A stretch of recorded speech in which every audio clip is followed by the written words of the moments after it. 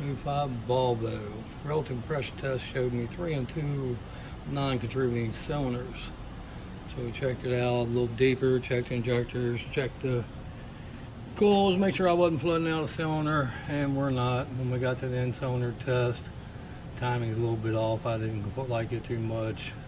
Went ahead and did a leak down though, and clearly we have a major leak down problem coming out the intake. Top dead center now on cylinder 3. And it's just pouring out the intake valve. Thought it was going to be exhaust, but it's not. There's the intake.